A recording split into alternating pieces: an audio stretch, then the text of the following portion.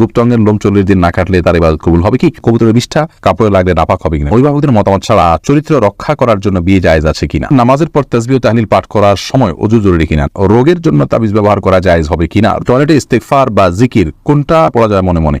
ঋতুস্রাব বন্ধ হয়েছে ভেবে সহবাস করলে পরে দেখা গেল ঋতুস্রাব বন্ধ হয়নি, এতে করণীয় কি? 60 বছর আগের কবরের উপরে বাড়ি বানানো যাবে কিনা? মেয়েদের পিরিয়ড অবস্থায় বিয়ে করা জায়েজ কি না? আমি নতুন দাড়ি রেখেছি, মুখের নিচের অংশে থুতনির নিচে কি খুর দিয়ে পরিষ্কার করা যাবে? পিরিয়ডের পর অর্থাৎ শরীর খারাপ থেকে ভালো হওয়ার পর স্বামী সহবাস কবে থেকে করতে হয়?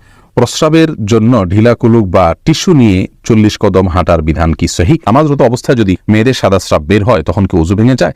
অনবরত বের হলে করণীয় কি? আমার বোনের সংসারে অশান্তি ছিল, তাই ছাড়াছাড়ি হয়ে গেছে, কিন্তু কাগজে কলমে লেনদেন হয়েছে, কিন্তু ছেলে মুখে তালাক বলেনি। এই তালাক বা ছাড়াছাড়ি সঠিক হয়েছে কিনা? হিন্দু অর্থাৎ হিন্দুর সাথে প্রেমের সম্পর্ক জড়ালে ইসলাম শরীয়তে শাস্ত্রের বিধান কি আছে? SKMD ফরিদ জানতে চেয়েছেন কবুতরের বিষ্ঠা কাপড়ে লাগলে নাপাক হবে কিনা? কবুতরের বিষ্ঠা এটা অল্প স্বল্প যদি কাপড়ে লাগে তাহলে এটা নাপাক হবে না। এরপরে রায়হান আলী জানতে চেয়েছেন নামাজের পর তাসবিহ ও তাহলিল পাঠ করার সময় ওযু জরুরি কিনা? না, তাসবিহ তাহলিল পাঠের সময় ওযু না থাকলেও চলবে, কোনো অসুবিধা নেই। মাসুমা শারমিন জানতে চেয়েছেন টয়লেটে ইস্তেগফার বা জিকির কোনটা পড়া যায় মনে মনে?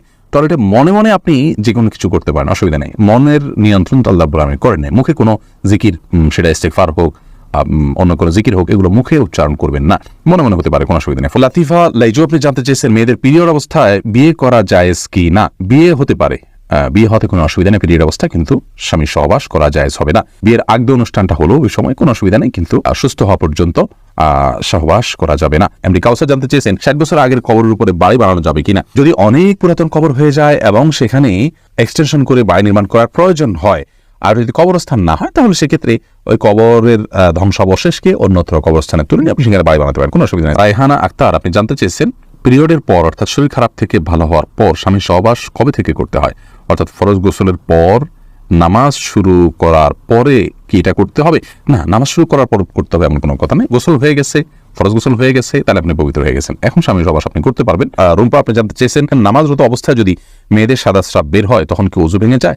অনবরত বের হলে করণীয় কি? জি হ্যাঁ, সাদা স্রাব বের হলে ওযু ভেঙে যাবে, কিন্তু এটা যদি অনবরত পড়তেই থাকে, 5টা মিনিটও সময় গ্যাপ না থাকে, পুরো সালাতের ফুল সময়টা ধরে যেতে থাকে একটু একটু করে, তাহলে সেক্ষেত্রে আপনাকে প্রত্যেক ওয়াক্তের জন্য ওযু করে সালাত আদায় করতে হবে। এরপরে ওযু করার পর যদি বের হয় কোনো অসুবিধা নেই, কিন্তু ওই ওয়াক্ত পর্যন্ত ওই ওযু দিয়ে আপনি সালাত আদায় করতে পারবেন। আকবর হোসেন জানতে চেয়েছেন আমার বোনের সংসারে অশান্তি ছিল, তাই ছাড়াছাড়ি হয়ে গেছে, কিন্তু কাগজে কলমে লেনদেন হয়েছে, কিন্তু ছেলে মুখে তালাক বলেনি। এই তালাক বা ছাড়াছাড়ি সঠিক হয়েছে কিনা?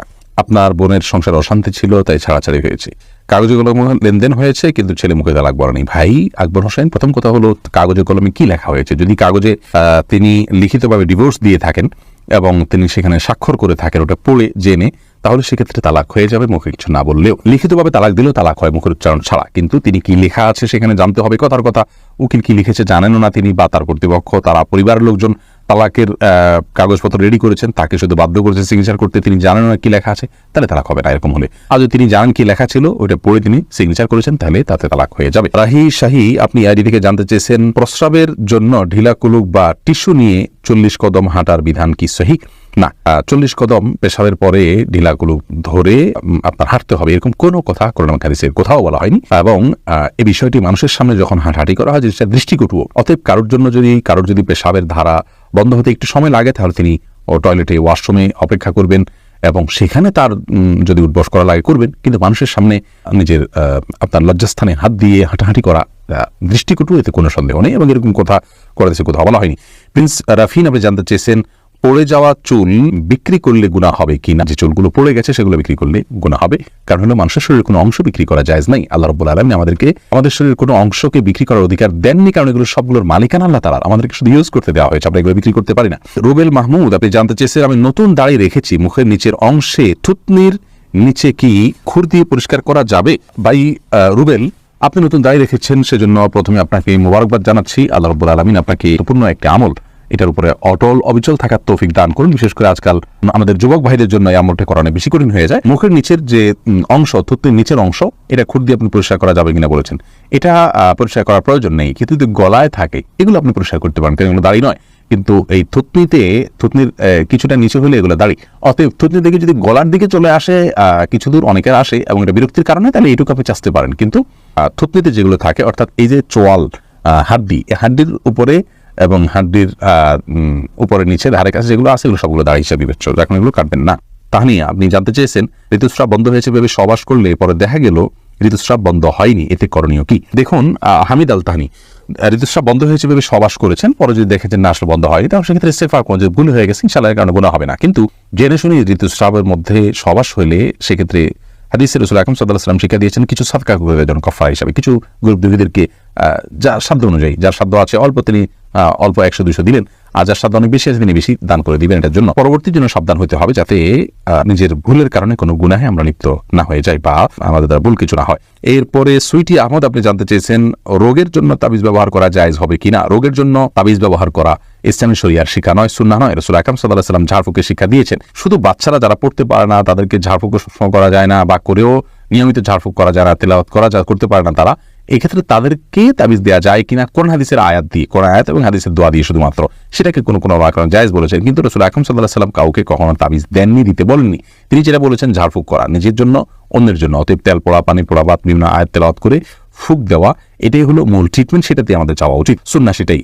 সঞ্জিদা তামান্না জানতে চেয়েছেন অভিভাবকদের মতামত ছাড়া চরিত্র রক্ষা করার জন্য বিয়ে জায়েজ আছে কিনা।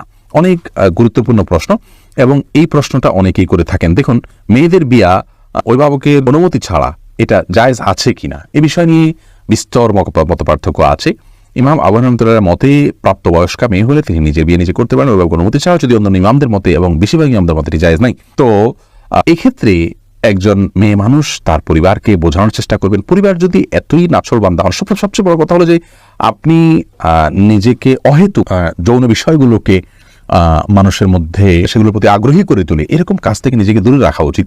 আজকাল দেখা যায় যে ছেলে মেয়েরা একে অন্যকে একান্তে কথা বলে, চ্যাট করে, এরপরে নিজেদের আর ঠিক রাখতে পারে না, তখন বলে আমাদের এখন বিয়ে করবো কিনা। আপনি ওই পথে যেই তো আপনি নিজের ধ্বংস ডেকে এনেছেন, যার কারণে আপনি যদি ইসলামের শরিয়া অনুযায়ী চলে থাকেন তাহলে সেক্ষেত্রে এই প্রশ্ন আপনার আসবেই না যে এটা ছাড়া চরিত্র রক্ষা করা যাচ্ছে না। কেন চরিত্র রক্ষা করা যাবে না? আপনি পুরুষ থেকে নিরাপদ দূরত্বে থাকবেন, তার সাথে কোন পুরুষদের সাথে কোনো প্রয়োজন ছাড়া আপনি যোগাযোগ রাখবেন না, এবং পর্দার যে বিধিবিধানগুলো আছে, আপনার সব মানে কণ্ঠের হেফাজত, আপনার সৌন্দর্যের হেফাজত, তাদের সাথে পুরুষদের সাথে মেলামেশার বিষয়ে যে শর্তগুলো আছে সে সবগুলো যদি মেনে চলেন তাহলে তো আপনার প্রশ্ন আসারই কথা নয়। এটা হলো প্রথম কথা। দ্বিতীয় কথা হলো যে যদি কোনো কারণে আপনি ইসলামের বিধিবিধানগুলো লঙ্ঘন করার কারণে এখন আপনি আসলে বিপদে পড়ে গেছেন, তাহলে সেক্ষেত্রে আপনি এখন নিজেকে দূরে সরে আনার চেষ্টা করবেন। এটা দ্বিতীয় বিষয়। তৃতীয়ত হলো অভিভাবক সম্মতির বাইরে, তাদের মতামতের বাইরে নিজেরা মতামত নিয়ে আর নিজেদের মতামতের ভিত্তি করে খুব বেশি সংখ্যক মানুষ শান্তিতে থাকতে পারেন না, এটা হলো বাস্তব, এবং বিয়ে ভেঙে যায় এর হারই বেশি। যার কারণে এই জায়গা থেকে আমরা সরার চেষ্টা করবো। হ্যাঁ, যদি কোনো অভিভাবক বয়স হয়ে গেছে, তারপর দিচ্ছেন না এবং দিনদার ছেলেকে তারা পছন্দ করেন না, তাহলে সেক্ষেত্রে তার ইসলামের শরীয়ত দিচ্ছেন, তার অভিভাবকত্বের অধিকারী নেই, তখন আপনার পক্ষ থেকে এলাকার ইমাম অভিভাবককে আপনার অন্যত্র বিয়ে দিতে পারে। কিন্তু বিষয়গুলোকে মাথায় রাখতে হবে, শুরুর ধাপে আপনি এটি অবলম্বন করতে পারবেন না। আব্দুর রাজাক বিন সিরাজ জানতে চেয়েছেন গুপ্ত অঙ্গের লোম 40 দিন না কাটলে তার ইবাদত কবুল হবে কি। গুপ্ত অঙ্গের লোম বা অবাঞ্ছিত যে সমস্ত পশম আছে, এই পশমগুলো 40 দিনের বেশি না কেটে থাকা গুনাহের কথা কোন হাদিসে এ বিষয়ে কড়াকড়ি রয়েছে। আর কে হিরা, আপনি জানতে চেয়েছেন একজন মুসলিম অমুসলিমের হিন্দু অর্থাৎ হিন্দুর সাথে প্রেমের সম্পর্ক জড়াল ইসলাম শরীয়তে শাস্ত্রের বিধান কি আছে। দেখুন, একজন মুসলিমের সাথেই প্রেমের সম্পর্কে জড়াতে পারে না। প্রেম বলতে আমরা বুঝি আজকাল বিবাহ বহির্ভূত নারী পুরুষের সম্পর্ক। এই সম্পর্ক, এই ভালো লাগা, এটা সব ভালো লাগাকে যদি আমরা বৈধতা দিই তাহলে সেক্ষেত্রে আর পৃথিবী তার আপন অবস্থাতে শৃঙ্খলায় থাকবে না, বরং নিজের চাওয়া পাওয়াকে কন্ট্রোল করা, নিয়ন্ত্রণ করা, এটাই ইসলাম আমাদেরকে শিক্ষা দেয়। বিধায় একজন মুসলিম পুরুষ যেখানে একজন মুসলিম নারীর সাথে প্রেম করা, বিবাহ বহির্ভূত সম্পর্ক করা জায়েজ নাই, সেখানে একজন অমুসলিমের সাথে করার প্রশ্নই ওঠে না, কারণ সেটি গুনাহ তো হবেই, সেই সাথে আপনার এটা যদি তাদেরকে বিবাহ পর্যন্ত নিয়ে যায় তাহলে এটা হারাম হবে, কারণ তার সাথে বিবাহ করা জায়েজ নাই যতক্ষণ তিনি ঈমান না আনেন। বিধায় যদি তিনি ঈমান আনেন তাহলে ঈমান আনার পরে তাকে সরাসরি বিয়ে করবেন, কিন্তু বিবাহ বহির্ভূত প্রেম এটি জায়েজ নয়। এটি প্রতারণা এবং ভোগ ছাড়ার কিছু নেই। এখানে কোনো সামাজিক কমিটমেন্ট থাকে না, এটা অনাচারের অন্তর্ভুক্ত।